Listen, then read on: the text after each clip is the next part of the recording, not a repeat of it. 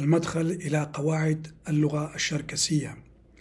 هذه غبزة مزخا بزا ميخا حاب نبيل حلمي شوقار 16 شام إثاسميني ترى طوجرة ترى.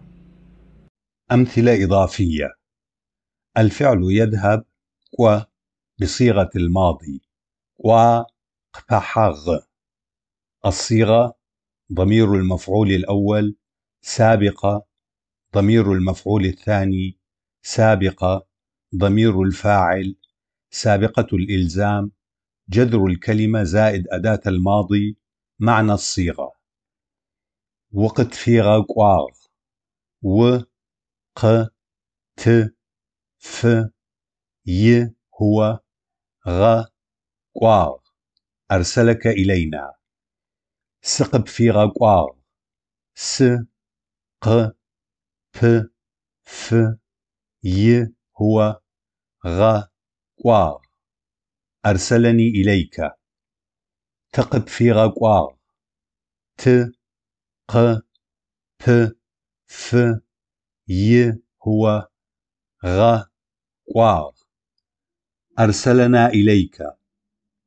وقع فيغا قواغ و ق ا ف ي هو غ قواغ أرسلك إليهم. شقا فيغا قواغ شو ق ا ف ي هو غ قواغ أرسلكم إليهم. شقت فيغا قواغ شو ق ت ف ي هو غ قواغ أرسلكم إلينا. سقش فيغا قواغ س ق شو ف ها هم غ قواغ أرسلوني إليكم. تقش فيغا قواغ ت ق شو ف ها هم غ قواغ أرسلونا إليكم. شقا فاغا قواغ شو ق ا ف ها هم غ قواغ أرسلوكم إليهم. شقا فزغا قواغ شو ق ا ف ز أنا غ قواغ أرسلتكم إليهم. معنى السابقات الواردة ضمن الكلمات في الجدول السابق: 1. السابقة ق تفيد بتحديد اتجاه الحدث أو إلى أن الحدث مهم بالنسبة لنا وتهمنا نتائجه. أحيانا تشير إلى معان إذا أردنا أن نبالغ في قيمة أو أهمية موضوع الحدث. 2. السابقة ف تعطي معنى المساعدة لأجله، خدمة له. 3. السابقة غ تشير إلى معنى الإلزام، ولاحظ عندما تأتي كلاحقة حينئذ تلعب دور أداة الزمن الماضي. صياغة الضمائر المتصلة: شحات أبابش كم ياتشج.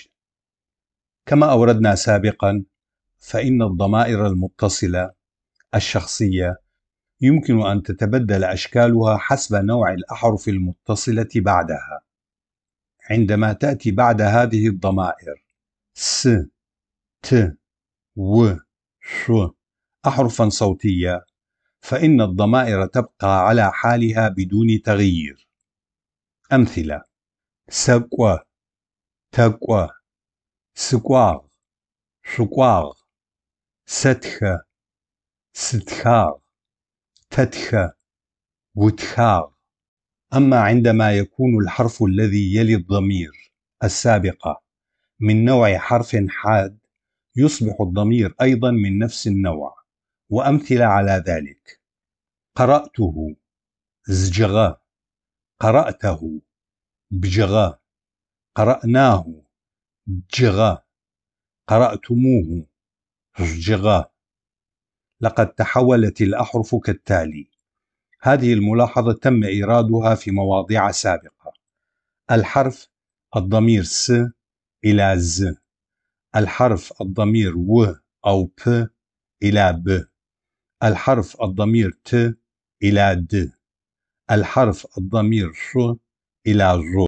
إذا كان الحرف الذي يلي الضمير حرفا حلقيا الهمزة فإن لفظ الضمير يتحول إلى حلقي، أي أنه يلفظ كحلقي ولا يكتب كحلقي. أمثلة: يلفظ أتغ رفعته ويكتب أتغ، يلفظ أتغ رفعناه ويكتب تأتغ. ضمير المخاطب المفرد أنت له الشكل و عندما يكون الفعل لازما والحرف الذي يليه حرفا صامتا، ويكون الضمير بشكل ب إذا كان الفعل متعديا والحرف الذي يليه حرفا صامتا، ويتحول الحرفان السابقان إلى ب إذا كان الفعل متعديا والحرف الذي يليه حاد. انظر جداول الأحرف. الأفعال التامة وغير التامة أو المضاعفة.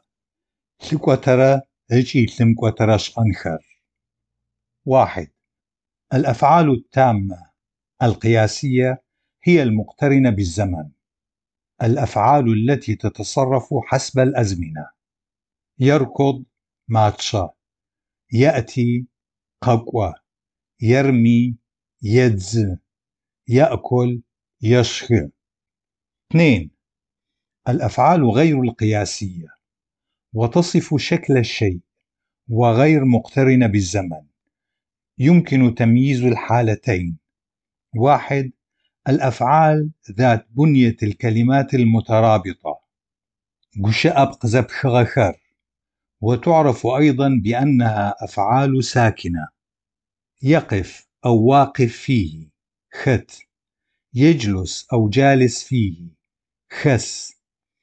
شث يستلقي أو مستلقي، شت يقف أو واقف، شس يجلس أو جالس.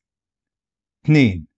أنت في مقتبل العمر ونبجج، أنت جيد في الدراسة ويجاب، أخلاقك جيدة وخبخ.